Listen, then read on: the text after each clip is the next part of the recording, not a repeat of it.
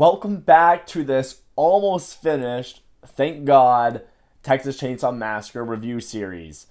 We are on Leatherface, the 2017 prequel, to which I didn't know was a prequel to not only the 1974 original movie, but the 2013 Texas Chainsaw 3D. Did not know that. But what is this film about? Well, it follows Jedediah Sawyer, or better known as Leatherface, when he's about a 7-year-old boy and his dad, Drayton Sawyer, kills a sheriff's daughter. In retaliation, the sheriff takes all of the underage Sawyer kids and puts them off into a mental institution or detention halls. We then cut 10 years later, where a riot at the mental facility causes 4 inmates to take a nurse hostage, and all 5 of them get out of there, and it's a mystery for us on which one of these 3 boy inmates turns out to be Leatherface by the end.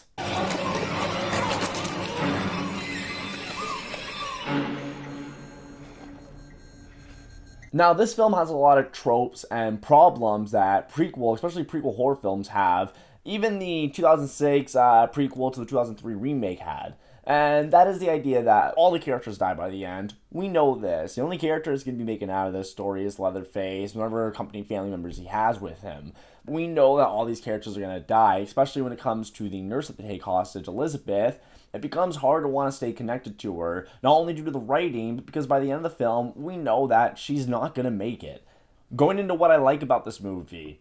Elizabeth, the main character. Oh, she's bland, and we'll get into that later. But the writers and the script does decide that she is going to try to escape these 4 inmates, because they're taking her hostage, and they're taking her onto a road trip across the country, trying to take down to Mexico, and every chance she gets, she's trying to escape. They even tell her at one point, like, if you try to escape, like, Ike and his girlfriend, Clarice, yes, that's how I remembered it. I was like, Silence of the Lambs. Ike and his girlfriend, Clarice, both of them say that they will kill Jackson and Bud and Elizabeth, 2 of the other inmates and the nurse. They will kill them if any one of the 3 try to escape. They'll just kill the rest. So it's supposed to be like an anchor, like, I'll morally feel bad if these people start to get killed.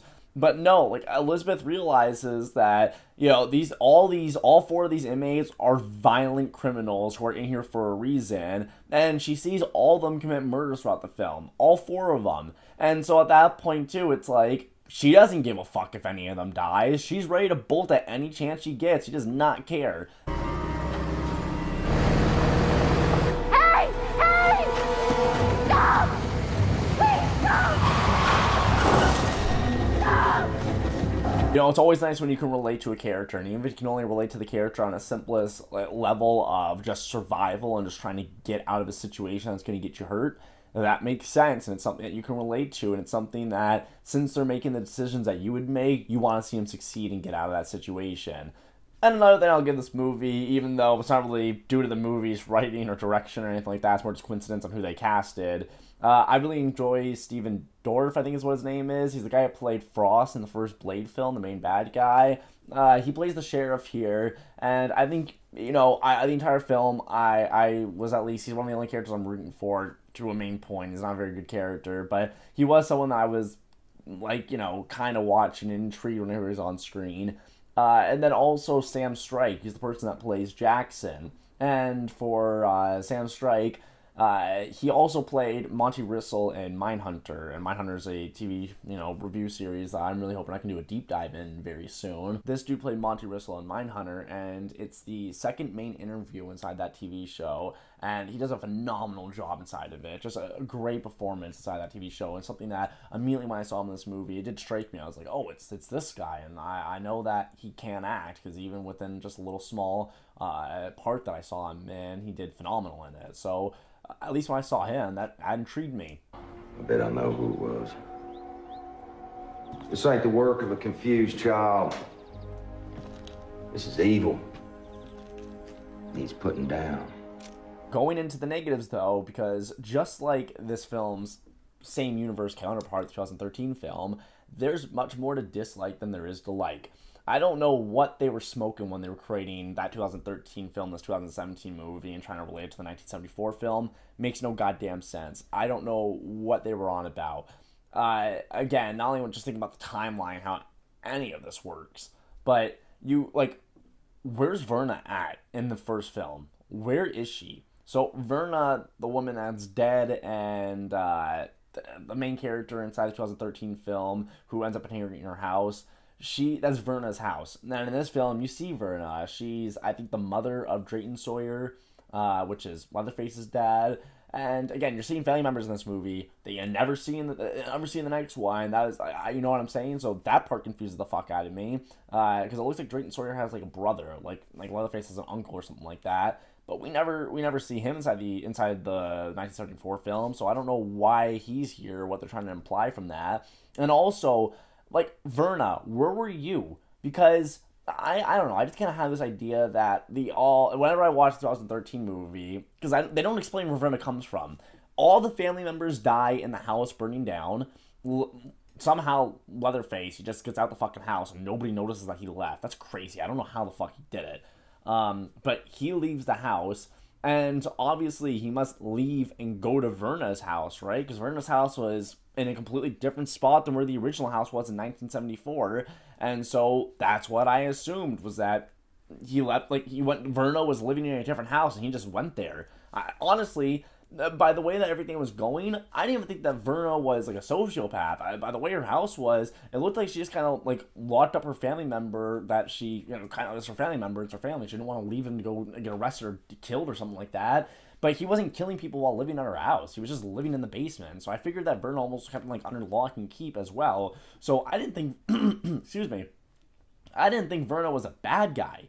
So why is she so evil in this one? Why is she like the main matriarchal, like, sociopath of this family? Why is she living in the 1974 house? Because she wasn't there when the whole house burned down. I don't, like, it's stuff like that where, how is this film even connect to the 2013 movie? And it doesn't explain anything. How did Verna get such a nice big house at that stage? She was connected to this family. Oh yeah, my bad. Because yes, inside this movie they do explain that she ended up marrying somebody with wealth. But that's it. She just left everybody else. Drayton didn't follow them. She just married, like, that's what I'm saying. And at the end of the movie, they're at the 1974 house. I'm gonna have an aneurysm. Doesn't has a big problem because it doesn't know how to connect itself not only to the 1974 film, but the 2013 movie is trying to be a prequel to the both of them for.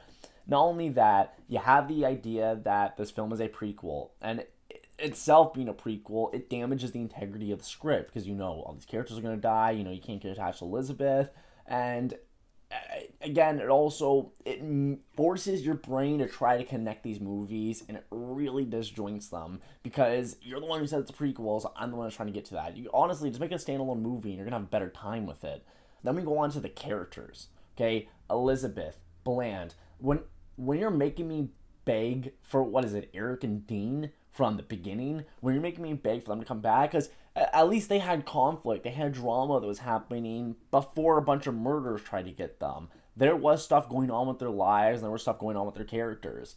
So at least that stuff's memorable. You don't get that with Elizabeth. You come in, maybe she's being looked down because she's a woman in the 1950s, but it's not something that gets looked upon very quickly. I mean, she gets constantly, she gets sexually assaulted from Ike and stuff like that throughout the movie, but at the same time, I feel like that's also a plot point that they would have inside a 2024 movie if they had for escaped convicts with a nurse or something like that. I feel like they would also have that where one of the bad guy convicts is trying to sexually assault her. So that part seems almost timeless, if you want to go with a really bad way to put it. But, that's what I mean. So you try to give her a little bit of character stuff with a doctor undermining her because she's a nurse, and that's it. It never really goes back to it. And the rest of the characters suck. They fucking suck. I don't know what to tell you about them. Even Stephen Dorff as the sheriff. This movie, for some reason, wants you to relate to Leatherface. They want you to connect with him. So they gotta make every other character around him worse. Because it's gotta be a tragic downfall story where Leatherface has to succumb to the corruption of his family and the corruption to the world around him, I suppose. I don't know what it is with these movies trying to involve a whole bunch of fucking police, sub-story lines inside these movies. I don't know why they're so focused on it being, crime-ridden at some points. They saw the police inside. They realized that Ernie Honeywell, whatever the fuck his name is, the guy who plays the sheriff in the remake and the prequel in the beginning. They realized that he's not a real cop in those movies, right? It's not an actual cop drama, because they just keep going back to it. And these characters are horrible. Stephen Dorff starts killing people. The sheriff, he kills people, and Your last chance, baby, to tell me what I want to know. Killed his daughter, and these people are monsters. That's what he's gonna do. But he's doing it on unarmed, and obviously Where they at? when he captures, he shoots one of the characters through the face, giving them the Leatherface, type look, and also shoots Elizabeth. And when he goes to kill, the Leatherface, he also was ready to kill Elizabeth as well. And she has nothing to do with this. So it makes it to where you just really do not care about him. Obviously, you can't care about the rest of the family members. And it's just the idea that when you arrest these convicts, you don't like them either.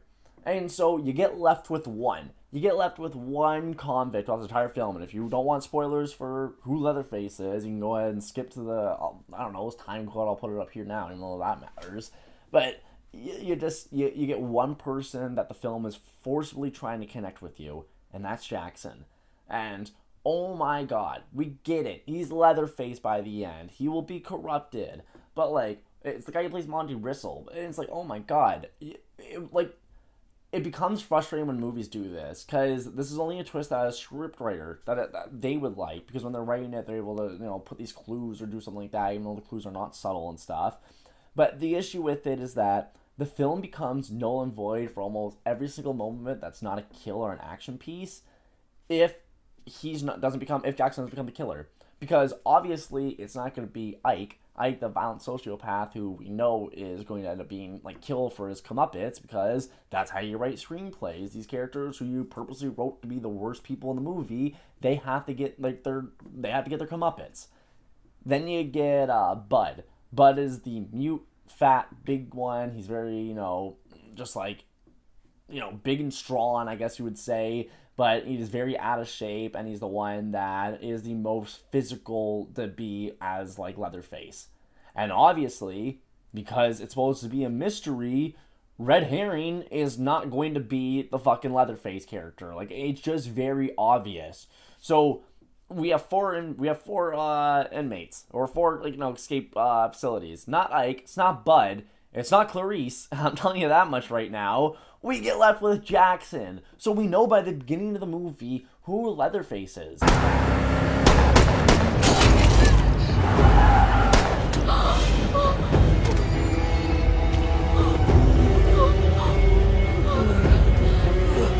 It's not a good mystery. And when that's your entire fucking movie is a mystery, it falls flat on its face.